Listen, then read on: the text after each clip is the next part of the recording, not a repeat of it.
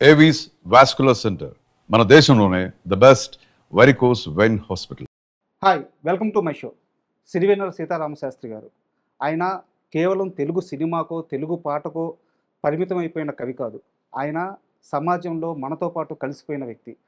మన తప్పుల్ని దిద్దిన వ్యక్తి, మన కష్టాలను తీర్చిన వ్యక్తి, మన కన్నీళ్ళని తుడిచిన వ్యక్తి, మనతో పాటు ప్రయాణించిన వ్యక్తి, మనల్ని విజయం వైపు నడిపించిన వ్యక్తి. ఆయన మాట, పాట ప్రతి ఒక్కటి ఏదో క్షణంలో మనల్ని ఇన్స్పైర్ చేస్తూనే ఉంటుంది, మనకు ముందు నడిపిస్తూనే ఉంటుంది. అలాంటి సిరివెన్నెల గారి జయంతి సందర్భంగా వారి కుమారుడు రాజా గారితో మాట్లాడడం చాలా ఆనందంగా ఉంది. సో, సిరివెన్నెల గారి సినీ ప్రయాణం మాత్రమే కాదు, ఆయన వ్యక్తిగత జీవితం కూడా ఎంతో ఇంట్రెస్టింగ్‌గా ఉంటుంది. ఈ పార్శ్వంలో మనం ఈరోజు ఇంటర్వ్యూ చేద్దాము. హాయ్ సార్, నమస్తే. నమస్కారం అండి. సార్, సిరివెన్నెల సీతారామ శాస్త్రి గారు. అంటే నేను స్ట్రైట్‌గా ఒక క్వెషన్ అడుగుతాను. ఒక మామూలు కుర్రాడు, నేను ఎక్కువ అబ్బాయిల గురించే చెప్తున్నాను. చిన్నప్పుడు నాన్న గురించి తెలీదు. నాన్న వాల్యూ తెలీదు చాలామందికి కుర్రాళ్ళకి. పెద్దయిపోయిన తర్వాత ఒక ఫంక్షన్‌కెళ్తేనో, ఒక ఈవెంట్‌కెళ్తేనో, లేదా ఒక బంధువుల ఇంటికెళ్తేనో, "రేయ్! మీ నాన్న అప్పట్లో ఎంత గొప్పోడురా" ఇలా అనంగానే ఒళ్ళు పులకించిపోద్ది.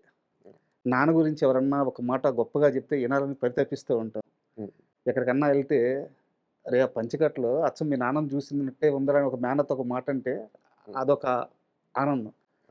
ఇలాంటి అనుభూతులు ఏ కొడుక్కి లేనన్ని అనుభూతులు, ఏ కొడుకు పొందలేనంత ఆనందం నాకు తెలిసి మీరే పొందుతున్నారేమో. డెఫినెట్‌గా ఉంటుందండి. అది మేము మేము మేము ముగ్గురం మీకు తెలుసు కదా! ఫస్ట్ అవును. అక్క, తర్వాత అన్నయ్య, తర్వాత అవును. మేము. So, we are always very very proud of to be his children. Sir. కానీ అండ్ అండ్ మీరంటున్న ఇది డెఫినెట్‌గా వి ఆర్ ఆల్‌వేస్ అంటే ఎవరైనా చెప్పినప్పుడు ఆ గర్వం ఎప్పుడూ ఉంటుంది. వి హ్మ్. Always feel proud. బట్ అది ఒక విధంగా అలవాటవుతుంది. హ్మ్. బట్ కానీ ఎన్ని సార్లు విన్నా ఒక ఒక ఆనందం ఉంటుంది లోపల నుంచి. ఎందుకంటే మామూలుగా ఆయన ఒక సెలబ్రిటీ అనో, లేకపోతే ఆయన ఫేమస్ అనో చెబితే కొన్నాళ్ళకి maybe it becomes routine. Yeah! But ఆహ్, ఎవరు వచ్చి మాట్లాడినా ఆయన పాటని ఎలా ఎంజాయ్ చేశారో, అన్నిటికన్నా ముఖ్యంగా how they moulded their life. Sir. ఆయన పాటలని చాలా మంది జీవితాల్ని మలిచాయి. చాలా హ్మ్. రకాలుగా అంటే ఎన్నో సిట్యుయేషన్స్‌లో చాలా మందికి ఆయన పాటలు హెల్ప్ అయ్యాయి. సార్. సో, అవి చెప్పినప్పుడు it's a different kind of feeling. అంటే మీరన్నది కరెక్టే. అందరికీ ఉండదు అది గానీ, బట్ వి ఆర్ హ్మ్. Very lucky. But it's a different feeling అండి సార్, నేను చెప్పినప్పుడు. ఇంట్రోలో చెప్పినట్టే, ఈ ఇంటర్వ్యూలో నేను సిరివెన్నెల గారి పాట గురించి, సిరివెన్నెల గారి సాహిత్యం గురించి, సిరివెన్నెల గారి సినిమా ప్రయాణం గురించి అసలు మాట్లాడదలుచుకోలేదు. నాకు కావాల్సిందేందంటే, సిరివెన్నెల గారు ఇంట్లో ఎలా బతికారు? జగమంతా నాది అని చాటి చెప్పిన కవి, తన ఇంటిలో ఎలా ఉన్నారు? తన బిడ్డలతో ఎలా ఉన్నారు? తన అర్ధాంగితో ఎలా ఉన్నారు? నాకిది గావాలి. సో, నాకు మీ ఎక్స్‌పీరియన్స్ గుర్తుంటే చెప్పండి. ఫస్ట్ టైమ్ మీకు బాగా ఊహ తెలిసి, మీ నాన్నగారు మీతో మాట్లాడే మాట మీకు అర్థమయ్యేంత స్థాయి ఉన్నప్పుడు, మొదటిసారి ఆయన మీకు జీవితం గురించి చెప్పిన మొదటి మాటేంటి? ఇన్‌స్పిరేషన్ కలిగించిన మాటేంటి? మీతో కూర్చొని మాట్లాడిన మాటేంటి గుర్తుందా? అది స్పెసిఫిక్‌గా అయితే గుర్తులేదు. కానీ ఆయన జీవితం గురించి ఇలా ఉండాలి, అలా ఉండాలి అని చెప్పే రకం కాదు. హ్మ్. హి ఈస్ మోర్ లైక్ అంటే ఆయన జీవితం ఎలా అందరూ ఉండాలనుకుంటున్నారో ఆయన అలాగే ఉంటారు. Hmm. So, he believes more like practicing what he says. Hmm. So, మీరన్నట్టు 'జగమంత కుటుంబం' పాట రాసేవాళ్ళు అలా రాయాలంటే ఆయన అలా బతకాలి. హ్మ్. ఆయన అలా బతికారు కాబట్టే అది రాయగలిగారు. సార్. అండ్ ఆయన ఎప్పుడు అంతే అంటే మా చుట్టాలు ఎవరు ఏ ఊర్లో ఉన్నా వాళ్ళందరూ ఎవరు హైదరాబాద్‌కొచ్చినా మా ఇంట్లోనే ఉండాలంటారు. హ్మ్. సో, వాళ్ళు అంటే కాలేజ్‌కెళ్ళినా 1, 2 ఇయర్స్ కాలేజ్‌కెళ్ళినా మా ఇంట్లో ఉండే చదువుకోవాలి. హ్మ్. వాళ్ళకేమైనా 1 వీక్ పనుందన్నా మా ఇంట్లోనే ఉండాలి. సో, ఆయనకెప్పుడు he is very welcoming of people. ఆయనకి అందరూ మన ఇంట్లో ఉండాలి. సార్. అన్ కానీ అందులో second sentence is more important. అంటే ఆయన బెడ్‌రూమ్‌లో పడుకొనుంటారు. హ్మ్. తలుపు తెరిచేసరికి ఆయనకెప్పుడో ఒక 10 మంది కనిపించాలి ఇంట్లో. హ్మ్. సో, జగమంత కుటుంబం అందరూ ఆయనకి కావాలి. ఏకాకి కానీ జీవితం. ఆయన అందరితో మధ్యలో భోంచేసి ఒక 5 నిమిషాలు ఒక పావుగంట అందరితో టైమ్ స్పెండ్ చేసి వెంటనే తలుపేసేసి బెడ్‌రూమ్‌లోకెళ్ళిపోతారు. ఏకాకి జీవితంలోకెళ్ళిపోతారు ఆయన. So, he will go into his own world. అంటే పాటలవ్వచ్చు, థాట్ ప్రాసెస్ అవ్వచ్చు, ఎనీథింగ్ ఎవ్రీథింగ్ అంటే ఆయన ఎప్పుడు ఆ వరల్డ్‌లో ఉంటారు కదా! So, sir. He has to create a world for every song. Sir. So, ఆయన అందులో ఉండి ఆయన అందరూ పాట రాస్తున్నప్పుడే రాస్తున్నారనుకుంటారు. కానీ హ్మ్. ఆయన పాట స్టార్ట్ చేసినప్పటి నుంచి అయ్యేంత వరకు ఆయన పాటలోనే ఉంటారు. హ్మ్. Even if it is 1 day, 1 week, 1 month ఆయన ఎప్పుడు అదే పాటలోనే ఉంటారు. ఆయన కూర్చొని టీవీ చూస్తున్నా కూడా that's what runs in his mind. పడుకున్నప్పుడు కూడా that's what runs in his mind. హ్మ్. నిద్రలో కూడా పాట మదనం జరుగుతూనే ఉంటుంది. జరుగుతూనే ఉంటుంది. So Hmm. ఆయన స్టార్ట్ చేసేంత వరకే ఆ పాటలో ఉండరు. స్టార్ట్ చేసిన తర్వాత ఆ tune and that situation and the song is always in his mind. So అందుకే సడన్ గా ఏదో ఒక టైంలో ఆయనకి కొన్ని ఒక భావం అంటాం కదా పాటలో, ఆ భావం క్లిక్ అయిన వెంటనే ఆయన రెడీ అయిపోయి కిందకి వెళ్తారు, పెడతారు. అప్పటి నుంచి ఒక 15 minutes లో పాట అయిపోతుంది. సో అయితే సిరివెన్నెల గురించి మాట్లాడుకునేటప్పుడు లేదా ఆయన గురించి చదువుతున్నప్పుడు వింటున్నప్పుడు నాకు అర్థమైంది ఏంటంటే ఆయన్ని పాటని జీవితాన్ని దాటిపోయి ప్రేమించేసాడేమో. అంటే ఇప్పుడు ఎంతవరకు ఎందుకు వరకు ఇది ఎంత పొరుగు అనే పాట రాసేటప్పుడు ఆ, ఆ మనిషి ఆ లోతుకెళ్ళి ఆ భావాన్ని చెప్పాలంటే సముద్రంలో ఒక్కో అలని అలా అలా అనరు, అన్నిటిని కలిపి సముద్రం అంటారు. మనిషి అంటే ఎవడు బలకడు, Hmm. అందరూ కలిపితే మనిషి అనే సముద్రమే కదా. ఇది వేదాంతం, Hmm. ఇదే మనిషి సారాంశం. Hmm. దాన్ని ఒక సినిమా పాటలో చెప్పాడు. ఇంత ప్రేమించి ఇంత లోతుకి వెళ్ళిపోయి Hmm. ఆయన తగిలించేసుకొని ఇబ్బంది పడ్డాడు అని నాకు అనిపిస్తుంది. మీరు ఒప్పుకుంటారా ఇది?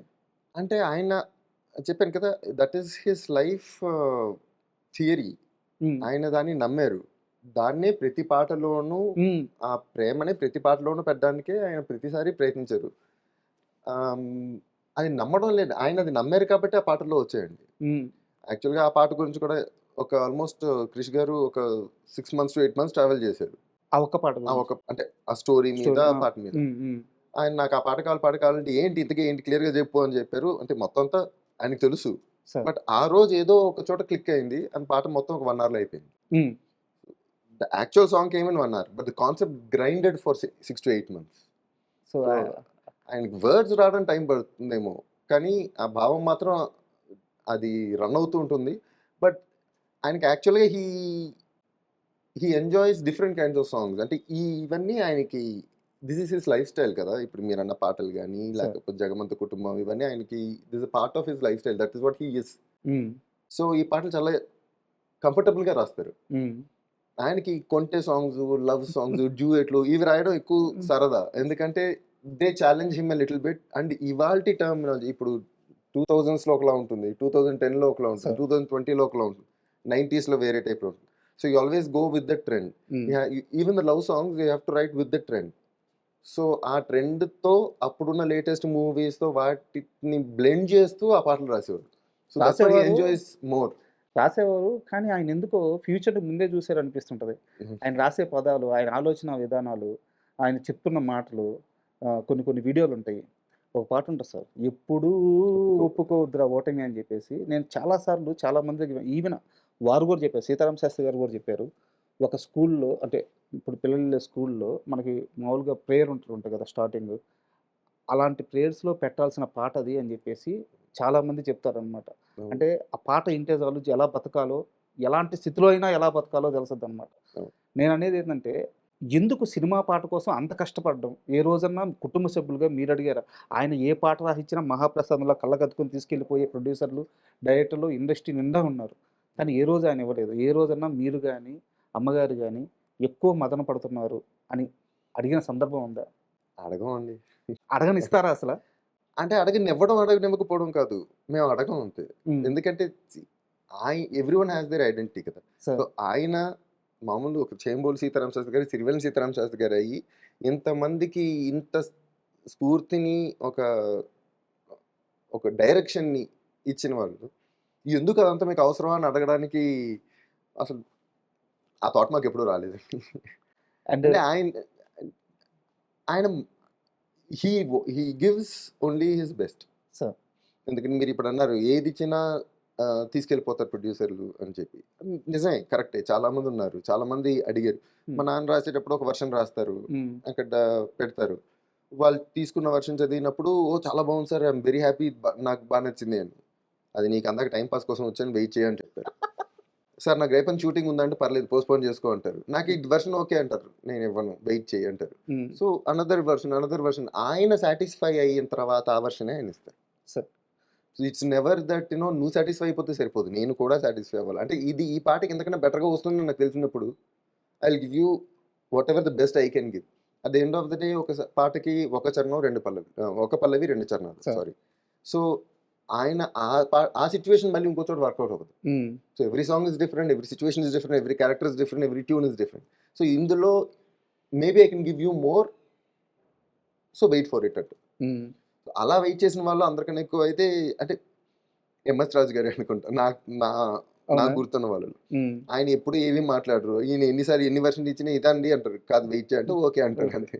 సో ఆయన ఎప్పుడు ఇది ఫైనల్ వర్షన్ అన్నారు, ఆయన తీసుకెళ్ళిపోయి రికార్డ్ చేయించేసుకుని లొకేషన్కి వెళ్ళినప్పుడు విని ఎంజాయ్ చేసుకుంటారే తప్ప ఆయన ఎప్పుడు నాన్నగారిని క్వశ్చన్ కూడా చేయరు అనమాట. సో ఆయన వాళ్ళిద్దరి ఈక్వేషన్ అలాంటిది. ఈ మధ్య ఇంటర్వ్యూ చేసినప్పుడు love each other, so they respect each other. So ఒక మాట అన్నారు సార్, ఆయన ఇంటర్వ్యూలోనే అన్నారు, ఆయన పాట రాస్తుంటే ఆయన దగ్గర కూర్చొని ఒక పరమేశ్వరుడు ఒక రకమైన అదొక ఉన్నతం, అలాంటి ఒక పీక్ స్టేజ్లో ఆయన ఉంటే ఒక భక్తుల్లాగా ఎప్పుడు ప్రసాదం వస్తుందని ఎదురు చూసేవారంట ఆయన.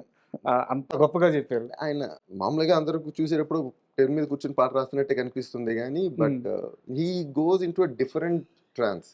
అంటే మన ఆ టైంలో ఉన్నప్పుడు ఎవరన్నా వచ్చి కూర్చున్నారు ఎదురుకుండా మళ్ళీ వెళ్ళిపోయారు, వాళ్ళకి ఆయనకే తెలియదు. ఆయన అక్కడే ఉంటారు కానీ అదే అంటే పీక్ కాన్సన్ట్రేషన్ అంటాం, ఒక ఆల్ఫా థాట్స్ అంటాం చూడండి, అంటే ఒకటే థాట్ మీద ఉండగలగడం అని. So he stays in that. అంటే ముందు ఏం కనిపించదు, ఆయన అందరిని చూస్తున్నట్టే ఉంటుంది కానీ ఏం చూడదు, ఇది only in the song. So అలా హీ సిట్స్ ఫర్ లైక్ కొన్నిసార్లు అయితే 36 hours, 1.5 days, 2 days అలా కూర్చుండి నాన్ స్టాప్ గా. Probably doesn't even go to the rest room also. అలా కూర్చుని పోతారు, అదే ఇంట్లో ఉంటుంది. సో ఆ concentration level is whole different thing. And for more videos, please subscribe to iDream. Please subscribe to iDream. Please subscribe iDream. And please subscribe to iDream. For more videos, subscribe to iDream. please like, share and subscribe to the channel. Congratulations, iDream. Subscribe to iDream. Subscribe to iDream. So subscribe to iDream Media. iDream ki iDream team andarki huge congratulations. Please subscribe iDream Media. Please subscribe to iDream. Subscribe iDream. Please subscribe to iDream. iDream అంటే నా కళల channel subscribe చేసుకున్నారు, నోరు తిరుగుతలేదు, మీరైతే గంట గుర్తు కొట్టండి. For more such videos, please subscribe to iDream. Subscribe to iDream. Please subscribe to iDream. Please subscribe iDream Media. Please do subscribe to iDream. Please subscribe to iDream Media. For best entertainment and information, please subscribe iDream. And don't forget to subscribe to iDream.